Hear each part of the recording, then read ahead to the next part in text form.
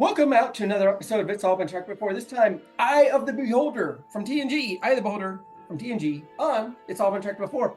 Speaking of Eye of the Beholder, I don't care what your eye is or what you're beholding.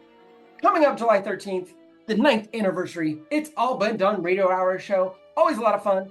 At Boxland, get your tickets now. It's going to be the final season premiere of Daniel Kravitz. So you want to get that, you want to see that. These shows are always a lot of fun. And, you're listening to this on July 4th, so celebrate your freedom. Go buy those tickets while we can in this country, while we can still do it in this country. Celebrate your freedom. Celebrate your freedom now. Listen to us talking about Eye the Beholder on It's All Been Trekked Before. Welcome out to another episode of It's All Been Trekked Before. Your skeleton crew is here. This is Steven. Jimmy-Jerome. We are here to talk about the Next Generation episode, Eye of the Beholder. First impression. It's another weird Troy episode. I can't say it's uninteresting. It didn't bore me necessarily. Just maybe weird. Not as weird as my favorite, Face of the Enemy, but had some weird things like that. And we finally get into the Worf Troy thing a little further. And that was interesting. Just a weird vibe to the whole episode. And I feel like, and I didn't investigate far enough, and I didn't see anything that said this, but it felt like it was, was this script written for a different show and they just made it into the Star Trek universe? I don't know if I'm underselling or overselling. I feel like it sounds underselling, but I also don't want to oversell it and say it was a really, really interesting episode. I didn't love it. Yeah, as far as writers go, it was our story by Brandon Braga and teleplay by Renee Echevarria. Yeah. So I don't think it was written for anything else. I think that you're right. By now they've both been on the staff long enough. Yeah. I did not dislike it. It did feel a little weird. It felt really odd to be I don't know for sure, but what I'm guessing is the last Troy-centric episode. We did advance the Worf-Troy dynamic a bit. Yeah. I think it's going to go further, but I'm not sure on that either. Just based on what I remember from the films, I think it'll go further in the series. Okay. But yeah, I was kind of lukewarm on it. I thought it was an interesting concept.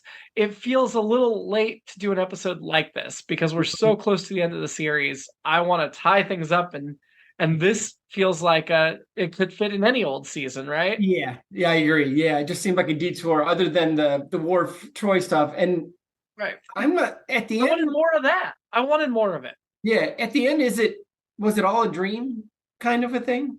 From the time Worf opened the doors for her to the end was a dream. Okay. So I didn't check the timestamps, but I'm guessing 25-ish minutes of it were a dream out of 45. So her whole thing with Worf didn't actually happen. Yeah. Okay. She did not hook up with Worf in real life. Yeah. Yeah. Which makes sense in hindsight.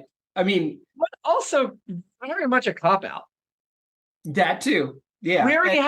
We already saw Worf in a relationship with her that wasn't real. Mm-hmm. So then to have her do it the same. Yeah. I mean, I guess that just makes it feel even more logical if they come together after that. But I mean, I'm sorry, this is going to be a bit of a spoiler, but whatever Troy and Worf get, it's in these last few episodes. It does not continue in any significant way into the films. So mentioned in the films, but they're not just a couple in the films. Whatever happens between them happens in these episodes, and that's it. Okay. It really feels like a Joey Rachel move to me to throw it to friends. End of the series, let's try these two together. It doesn't quite click, so then we're going to move past it if anything else occurs. Like in the Joey spinoff, he wasn't still with Rachel. She ended up with Ross. So right, yeah. And this is the 18th episode of the season, so we're... Of what, 25, 26? Yeah. 25, probably, because the finale is a two hour. Yeah, and so it being 18 makes me think it's and with those two doing it, it's like, well, we need an episode, come up with something, and so they did.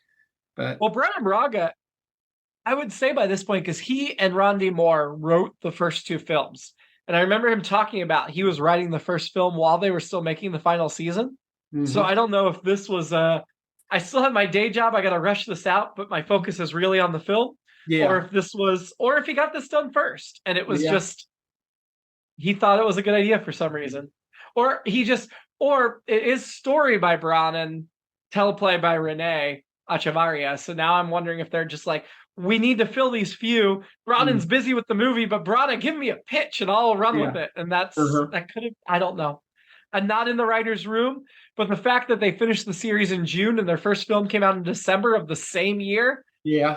I mean, they've said they were used to the same sets for the film. They gussied them up a little, but like the actors didn't get a break. They finished filming the series on one day, and like the following Monday, they came in and did the film. Wow. So there was no turnaround time. And yeah, I think that whole I wonder if we're feeling that now. Yeah, that whole nature of it, and the idea that just the whole idea of it, like, oh, well, 25 minutes of it it's not real, so it's not canon or whatever you want to say, points even more to like, okay, this was just one we had to get done. I mean, there is, if you do a Freudian analysis of their dreams, yeah, there's something there that they think about each other in their dreams, but yeah. But still, it's as you said, it feels like a cop out. It does, but well, and I guess if you're looking at just the canon aspect of it, I have to believe that it was Worf told Troy about what he saw. I think we saw that. I'm pretty sure we saw him tell her, confide in her that he had experienced this relationship with her in this alternate universe. So that's wormed its way into Troy's brain, apparently. And I think this episode is meant to be like, yeah, no, there's definitely something that could be here if I choose to pursue it. And Troy, it appeals to Troy. So I guess that was the one thing that came out of this episode, was giving it the other side before they can actually go with it. Which, honestly, I'm disappointed. I really felt like it had a nice symmetry, and her, I mean, he went for it. I was kind of rooting for him there, even though I don't love them together. Yeah. And I'm glad that it's short-lived as much as it can be because it doesn't happen until the end of the series. But I just, man, I don't love it, but I kind of like it in the moment, which because I haven't seen these final episodes, I don't know if I want to root for them or not. I've just always been a Troy Riker shipper, and in the films, I continue to be a Troy Riker shipper. So this Worf thing feels forced into me. And I know we talked about the Roddenberry, no conflict in the future, and obviously they got away from that once Roddenberry was gone. But I feel like if Ronald D. Moore was running things now, like he does like on For All Mankind, then, and they dance around it here with the whole Riker Worf Troy thing, even in the dream or whatever, which is weird that was part of Troy's dream. But anyway, they dance around it there. They're like, but I think Ronald D. Moore now would have wrote a script where it's like, not necessarily conflict, but Worf and Riker have a longer, more serious conversation about it, and there is not necessarily a triangle of sorts, but there is some amount of conflict that would happen there. But again, I don't know. Maybe there will be here too. So maybe I'm getting ahead of myself. Just wasn't here in this one. It was more I think of a that conversation with Riker, but yeah, that conversation with Riker, I assume that happened where Worf has that very awkward conversation, which I loved with Riker. Right. And it does echo conversation they're going to have in one of the films where Riker and Worf, like Riker almost asks Worf permission to get back with her. And I thought that was weird, even though I knew that the show saw them together. I hadn't seen those episodes, but now I feel like it's a symmetry.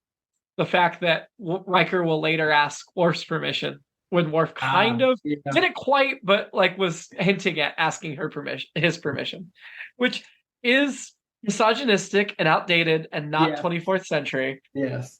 I can see not wanting to hurt a friend's feelings. Right. But it still feels very much like it's in our decision thing instead of a her decision thing. Right. Which echoes back the awkwardness of the Will and Tom Riker episode. Yeah. So yeah. Well, and again, I guess I'm answering my own question that I just asked. Why would Troy dream about that? And I guess, again, Freud would probably say, well, she knows this could happen and she hopes it goes that smoothly, that Riker's in his on the prowl get up and then 10 forward. He's already working on another side piece or whatever, or another woman. And I don't think it's a side piece. I think just that Riker and Troy are friends with benefits. Yes. And so they pursue other relationships. Yeah. Side piece isn't right. It's just another woman. Or not, that doesn't sound right either. It's just a woman he's hanging out with. And I do think that, and this could be just me, but I do think that Riker is open. He's not just looking for a hookup. He's open to love, but he also hooks up with Troy when he's not in a relationship. And I think that she's probably the same, that she hooks up when she might hook up with Riker, but if she gets in a serious relationship, then that ends. That's the way I see their relationship. But at the same time, ever since the pilot, I have been shipping them, and I want them together. And at this point, of course, I have foreknowledge of what the ending is of them. But at the same time, it's like, man, just let them. Why could they not go there in the show? Why do you have to add the stuff with Worf instead of just letting Troy and Riker go there? Yeah. And I think that's a product of 90s television, unfortunately.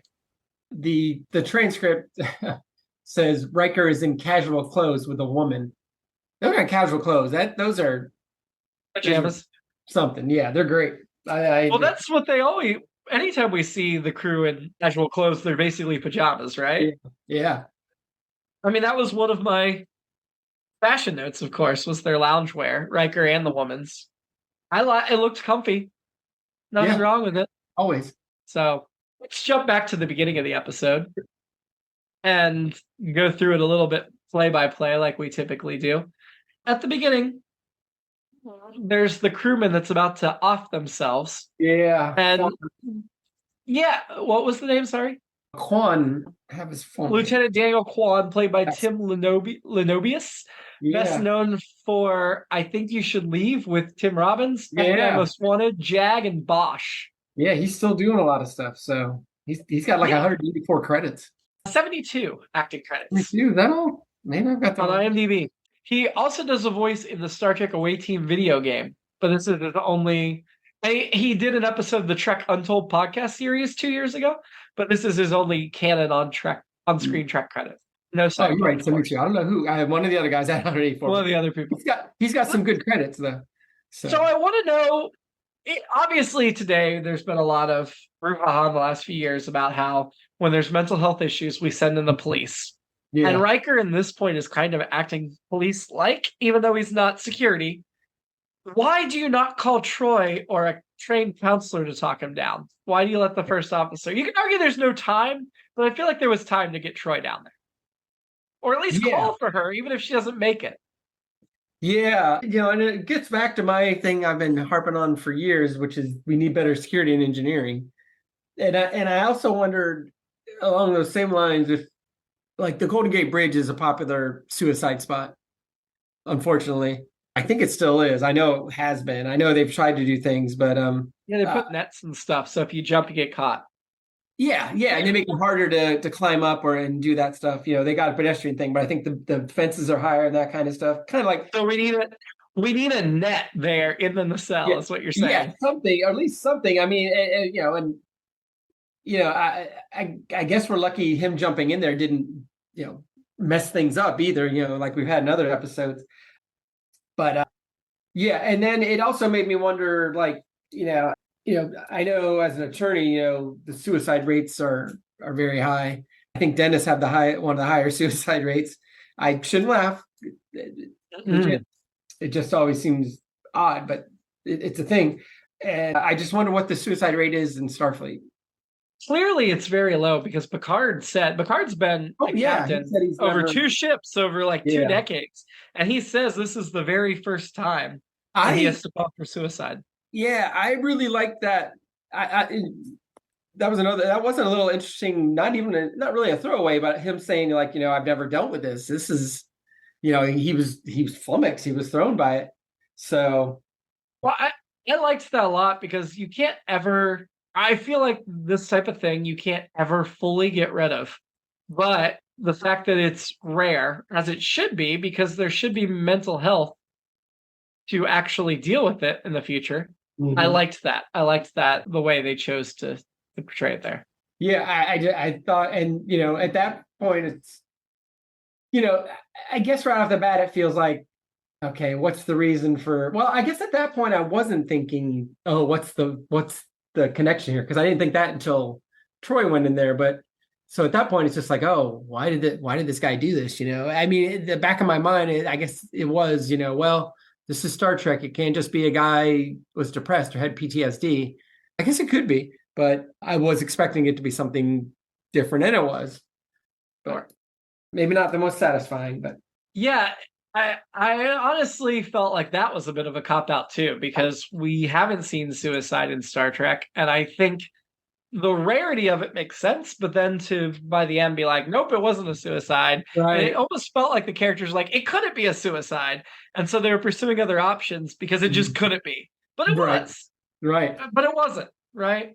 I did like the throwaway line where they're like, we need to hurry and save these people. We've been given permission from Starfleet to break the speed limit. Which because in the Yeah, earlier episode of the season they established the speed limit. I noted that too. And I think within that, yeah, it's the same sentence. Starfleet has given us permission to exceed warp speed limitations so as to Yeah. get back on schedule. I loved hearing both those things in one sentence. So, I like that that was established in the next gen. They continue in the next uh-huh. gen, but I'm pretty sure the galactic speed limit never comes up in DS9 Voyager or anything else going forward. So it was that blip of the by the 32nd century in Discovery's later seasons, they probably found the way around it and solved it. Right, But I right. really think it should have come up in DS9 and Voyager. I Mhm. mean, guess DS9's in a war, so they wouldn't need to. DS9's not exploring, and then they're in a war. Sure. But Voyager, it should have come up. Like, if we obey the speed limit, it's going to take us 90 years to get home. But if we don't obey the speed limit, it'll take us 40 years to get home or Yeah. whatever as a calculus, right? That should be part of the calculus. Hmm. We'll get to that. Data had a story about his sort of almost suicide. That seemed out of place, came out of nowhere, but I still liked it, I think. Yeah. Yeah. And because at that point, it still feels like we're going to examine it. And again, we examined it a little bit, but, and I guess I wouldn't want 48 minutes of that either necessarily. I mean, I know we've talked in other episodes about, I guess I've said not the opposite, but and I feel like a couple episodes where we lost somebody, it would have been more interesting to deal with that loss for a whole episode instead of having whatever threat came in those episodes. And maybe I guess maybe this is my other alternate episode. Maybe the episode was more about finding out about this Quan guy or whatever. Obviously this episode went a completely different way, but that might have been more interesting too. But Yeah, yeah, I guess we just did Lower Decks a couple weeks ago, right? we did. We did. Great episode, but yeah. Yeah, Troy essentially finds a ghost, I guess, was what I took it at. When yeah, she goes in there, she feels something. yeah. It just yeah, and then they later Beverly gives her something to shut down her Suppress. Yeah. suppress. That's it. Suppress her. But did she? Yeah, I guess she did do that because that was still before the door opened, right? So before the fantasy started. Yeah. Okay. So Yes. Beverly really was willing to let her risk her life to do this dangerous Yeah. thing. I think you're right. Yeah. Yeah. Okay. And so before we get into the dream sequence, we have the scene between Worf and Riker that we talked about before.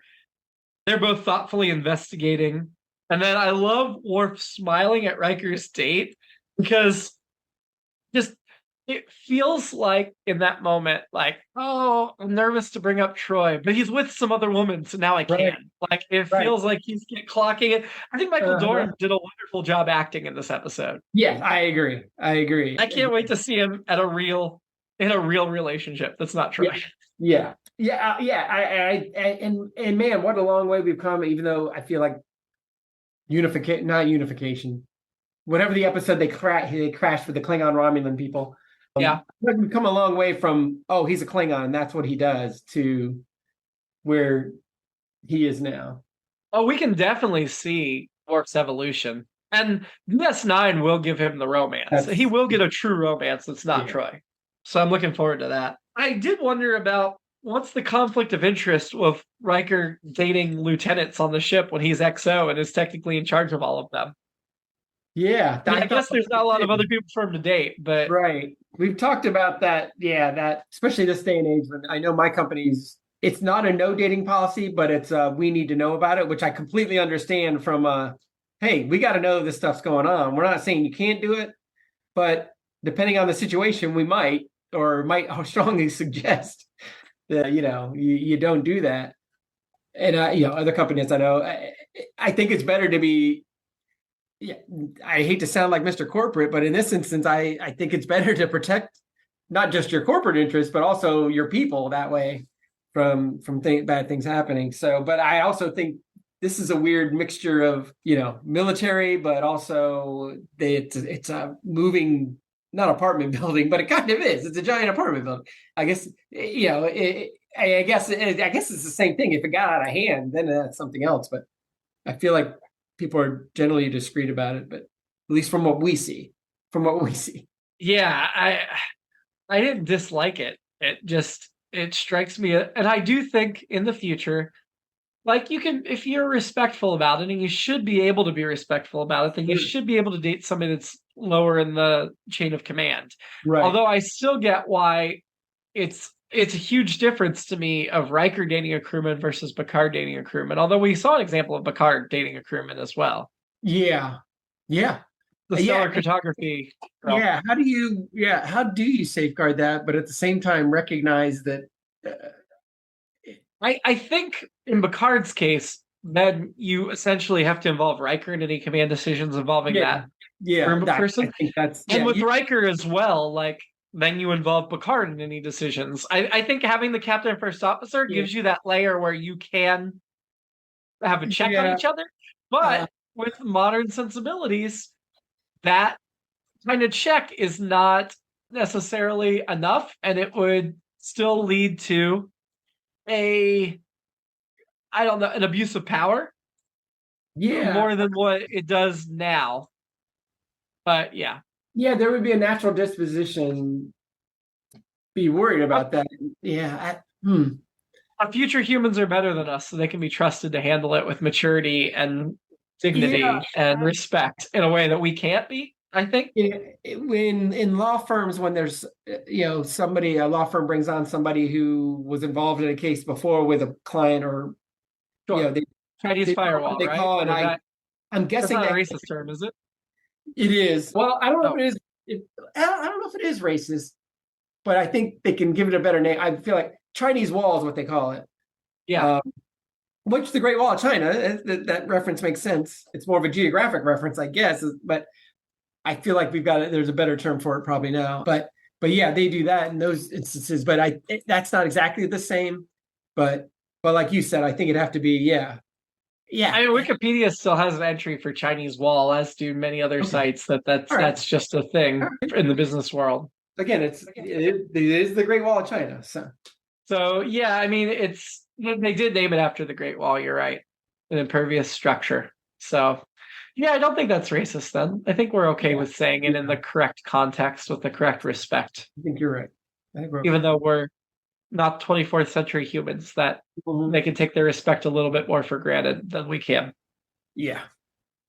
Worf was hinting at Troy as like a sister because he talked about like, oh, I talked to somebody's relative or brother or whatever, which again, misogynistic and outdated. But yeah, I wrote something down about it. I wrote sister talk. I was like, what? Yeah. So then Troy and Worf go into the thing, and this is where we're going to be getting into that Great Wall stuff. So Worf makes some technical comments in that scene where he really understands the operation of the ship. And to me, I'm like, wow, we know he's like pursuing a command track thing, I think, at this point. Yeah. Did we know that? I knew Troy was, but I thought we knew Worf was as well. That's a good question. I feel like but maybe we're just assuming. Yeah, maybe I'm assuming. I mean, I feel like you would know better than I because I have all kinds of context that you don't. Right, that's a good point. But yeah, I feel like he's pursuing the command track, so we'd have to learn more about the ship. But and maybe even you can trace that back to him being a lieutenant junior grade bridge officer and then becoming a department head. So, but he seems to have really learned a lot about the ship and the engineering. And I kind of liked that aspect because it made sense if he's on that training path. Mm-hmm. But then where Troy flashes back, for a second, I thought those were TOS uniforms, other than that they had the next generation badge. Did those jumpsuits? That's my other fashion note. They looked like something from a TOS space station. They're gold jumpsuits they wore at Utopia Planitia. It was when the ship was built, right? Isn't that the... Yeah. Utopia Planitia is where the ship was built. Yeah. And that Utopia Planitia it's actually a place on Mars, I believe. Yes. Or maybe I'm making that right. Yeah, it's... No, you're right. That's where it is. We have heard it. We will not see it until the short treks before Star Trek Picard. Okay, so they are referencing the same place. They are referencing Mars.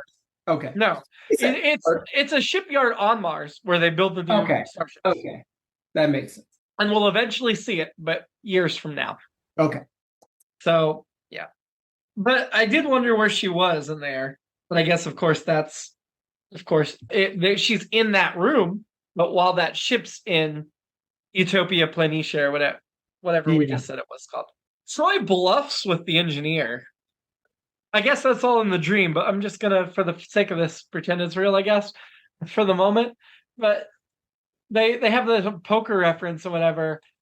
Again, she shouldn't be playing poker, right? Isn't that cheating? Because she can actually read their emotions and their bluffing.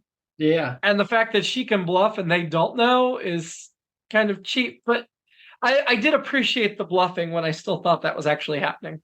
Yeah, and I just thought that guy seemed so obvious. It was like, this seems too obvious that he'd be the guy. I just thought it was a red herring, which I guess the whole most of the episodes are red herring. So, well, the one part about it I did not really think made a total sense was, so if he really is telepathic, because that's kind of where they're going down. Oh, right. Then she's able to bluff him. She's able to bluff him, which to me was like, wait, is he telepathic or not? Right. Bluff wouldn't work if he's telepathic because he can see right through the bluff. Yeah, that's where I was a little bit confused. Yeah, what they were trying to sell. Red herring there. So. Yeah. So he grabs her hand. Oh, that's Worf grabs Troy's hand. She wants him to make the first move. Clearly, obviously, because that's what we see in her vision. That's, again, modern sensibilities, but I think in the future some women will have that sensibility and some won't, and that's just, you shouldn't make assumptions, but I guess if you're attracted to a Klingon, then you would be the type of woman that would want the male to take the advance. Sure. And, there are men that want women to make the first move, so I don't feel like we can really get into the misogynistic part of that as much. Troy, where I then bumped, though, was then Troy immediately became jealous when Worf was helping out. Was it Ensign Marla Finn? I think it was, or Calloway.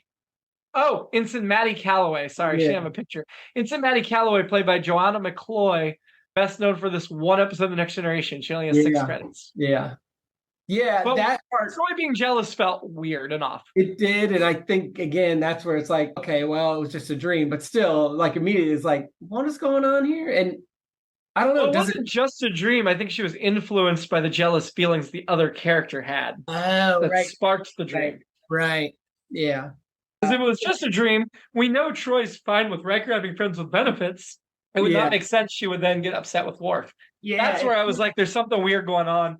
Yeah. At first, I thought it was just like the mental thing was just hanging around the ship and taking over her. I didn't realize it was a dream. I thought it was just she's falling prey to this. Yeah, I guess in a lesser episode, it would have been that it was some creature slowly taking over her body, which I know we've done before. All kinds of Trek, mostly for the worse, not for the better. But yeah, that was another like, wait a minute, are we really doing this story right this fast? That doesn't make any sense. And it didn't. Yeah. No.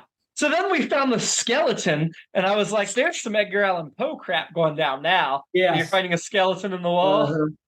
Yeah, I was super creepy. Well, the fact that I had a lot of questions about how that wasn't detected, but I guess because it wasn't real, it wasn't really there. Is that right? It wasn't really there? Right. Correct. I believe that's correct. Okay. Pierce is very much of a creeper when he's introduced. That's the Lieutenant Walter Pierce, played by Mark Ralston, who I guess never served on the Enterprise. That was just like in her head because of whatever. Yeah. But that actor only has 5 IMDb credits. Oh, no, sorry, he has 184. He has 5. He's the one I was thinking of earlier, yeah. 184. He recently did a voice in the Star Trek Resurgence video game that just came out. Yeah. So he's still in the Trek realm if he did a Trek video game in 2023. But He his other Trek credits are he did an episode of Star Trek Continues, which is not a canon series; it's a web series by fans, and then he did play two different characters in two episodes of Star Trek Enterprise. So Real Trek will hire him a couple more times too. Yeah, like, he has so many credits. Unfortunately, no Seinfeld, but he is best known for The Shawshank Redemption, where he played Boggs Diamond, the film. He was also in the movie Aliens, the second Alien movie. Yeah. And The Departed and Rush Hour. So he's got some big credits. Yeah. That kind of brought me to my alternate episode because there was a creeper and then Troy became the creeper. I really thought this should have been a Geordi episode, right? Right. Yeah. My alternate episode was just essentially that she's a empathic telepathic detective, and which I guess this is other TV ripping off Trek. Wasn't that what Medium was with Patricia Arquette? Patricia Arquette, yeah, wasn't. And then what was the one with Jennifer Love Hewitt? Was she Ghost Whisperer? Yeah, wasn't that a similar thing? Yeah. Yeah. So I'm sure there was somebody before Troy did this, but yeah. So that was my alternate. She's just that's her. She travels the galaxy solving mysteries. I like it. Yeah. I mean, she already kind of does, or she helps other people solve them. Yeah. So I definitely knew. Again, I still didn't realize it was a vision. But when Worf was caught with our Ensign Calloway making out and then laughing at Troy for catching her, I was like, that's not real, or they're all being made to relive psychically these events. Yes. That was my guess, was they were all being made to relive the events. I still thought it was real. I didn't know it was in her head. But I thought it was they've been taken over and forced to relive them, because I feel like we've seen that episode of Star Trek before where they've been taken over and forced to relive somebody else's events. Yep.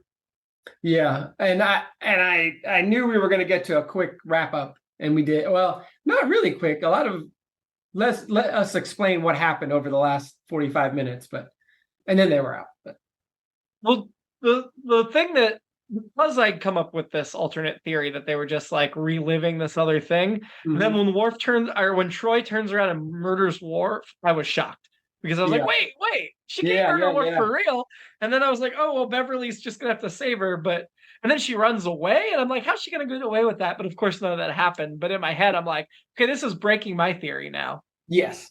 And then the fact that she managed to somehow still run into the creeper in the hallway, even though he'd already been arrested and being led away, it really started to make no sense of that. Well, and then it became, and I'm trying to think, I know there's probably several horror movies where it's like, you got to kill yourself. That I feel like, I don't know, I'm sure some of the Freddy Kruegers were that way, but in my mind, but I know there's somebody else I'm thinking of where that's the whole thing, is people killing themselves. Actually, Talk to Me, a movie that came out this summer, which is a really good one from Australia or New Zealand. I think the guys are. That one has a similar vibe along those lines. Much better than this episode, much better than Mr. Pierce, but our guy, Lieutenant Pierce or whatever. But anyway, so I highly recommend that rather than watching this episode. I did not like the name of this episode because I can see how it's a very literal Eye of the Beholder, because she's seeing it through the eyes of the person that beheld the thing. But at the same time, like, Eye of the Beholder is more of a metaphorical commentary, and that metaphorical didn't play out, so it really felt clunky to make it literal and not have the metaphorical aspect. Well, and my alternate title was Eyes of Laura Mars, which was a movie in 1978 with Faye Dunaway. And it was very similar thing. Suddenly, Laura Mars can see through the eyes of a serial killer as he commits his crime. She contacts the police, and with the aid of a police detective, blah, blah, blah. Supernatural horror film directed by Irvin Kershner, who also directed a little movie called The Empire Strikes Back. Well, he wasn't the director here. This was Cliff Bull, one of our regulars. But yeah. It did make me think of that movie. And Rene Aubernois was also in that movie. Oh, was he? Yeah. I like Renee, obviously. Odo. Donald Phillips. Yeah. So we found out Pierce is dead, has been dead. Yeah. And there's a whole psychic photograph thing. Yeah. Troy, but at the end we get the really teasy moment where Troy basically tells Worf, like, yeah, I was in love with you and I killed you. And Uh, at first you're like, does that go over his head? But I like that the camera lingers enough to see him put the pieces together and to be like, oh, I know what you mean now because he's smart. He's not. It's a little, like I said, it's a little bit of a cop out, but I uh, like that we saw him put the pieces together, and that's yeah. going to encourage him and propel this forward because while she did not have the gumption to actually profess any feelings, Mm, we know that she wants him to take the lead on it because of how she acts, and she essentially put the ball in his court. So that will hopefully, for her sake at this point, lead to him taking the lead because she basically said, "Yeah, you're gonna do it. You should do it. yeah. This is what I want." Yeah, I wrote, is that a yes or a no? Essentially. I think that's her giving him consent Mhm. to pursue her. Like him, it was basically her saying, "I want you to pursue me." I think Yeah, yeah. because she's too much of a quote unquote, again, historical context, too much of a lady to make the first move. At some point, Troy has to do a security override to get into Calloway's Uh-huh. quarters. I was like, security override? Those doors are, everyone's doors are always open. Come on. Not Calloway's, which should have been your hit. Yep, she was smart, that Calloway. I thought Marina Sirtis, her, and I don't know if this was intentional, probably not. Her lipstick seemed like it was going way past her lips, almost jokery. And I don't know if that was supposed to be like a, hey, something weird's going on here. But yeah, or maybe it's just, the difference between watching on a TV in the 90s and watching on a TV in 2023. That could be too. I didn't notice. Still, obviously, she's Marina Sirtis. She's gorgeous. She's the best. Sure. So Sure. Well, let's get to the rankings then. Who is your annoyance in Eye of the Beholder? Troy, yeah, I want to. She was also mine. I know it wasn't her fault, but she was also mine. Yeah, yeah. Partially because I like women make the first move and don't like when she hints without making, but that's a personal preference that should not be annoying. Everybody's entitled to their own methods of wooing. Yeah. But yeah, I think part of it was, and I don't know how much of this was real, how much of it was in her head, but it's like just talk to people and tell them what's going on. And I don't know, it just felt like she went out of her way to make it messy. And maybe this is just giving them too much credit, but it feels like a Beta Z would be better at expressing those things. But maybe she's only half Beta Z, but yes, that's right. That's right.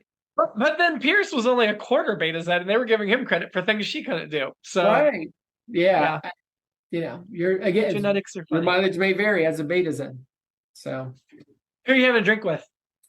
Worf. Tell me too. Even though it was a dream, but I guess we get the little tidbit. Even in the real world, I'd be like, wait a minute, what happened? She said she had a dream about you? Tell me more. Yeah. So we were on the same page for annoyance and drinks this week. Ding, ding, ding. 100% line up. So I wonder if we'll be on the same page for ranking the episode. Maybe. It sounds like we might be. Well, I think we're going to be at least in the same area, same ballpark. Yeah. Well, let's start with Gambit, the Picard two-parter. They're still back to back, so let's just talk about it as a two-parter. Is above or below lower than part 2, or vice versa? Part 2 is higher than part 1. Okay. All right. If you want to put in the middle of Gambit, we can talk about that, but I assumed we could pick above or below both parts. I'd probably go below. Yeah, me too. Absolutely. Below Gambit is Inheritance. Oh, yeah. Yeah, we got in the neighborhood real fast. Good job. Yeah. I'd still go below, I think. Yeah, I think so. Yeah. But I think we're close now. Yeah.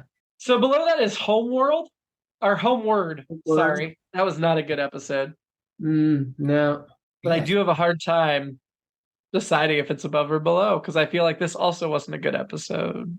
I feel like I really barely remember that episode. I remember his brother. Yeah. Oh, that's the Paul Sorvino. That's right. Yeah. Oh, and Penny Johnson. Yeah. I think I'd go below still. Okay, I could go either way, so I'm going to go with you. Yeah. Below that's Descent Part 2, and I would stop there because I did not like Descent Part 2. Yeah, I'm cool with that. Okay. Yep. And then below that's Masks, and that one was bad. Oh boy. So, okay, we're going to put it there, which again, this final season's not been great. This is now in place 10 of 18 episodes. So actually, Okay. Yeah. Middle. Yeah, I think, yeah, like I said, we hit on a lot of the stuff in the episode that was interesting. As a complete episode, not so much, but as its own thing, I thought. Sure. Or within those moments, I should say. Yeah, had some good moments. So next week, Deep Space Nine playing God, a Trill named Arjun comes to DS9 to learn what it is to be Trill with a symbiont, but finds his teacher Dax to be less than he expected. Hey. Until then, live long. Outside of Starship walls, ideally, and prosper.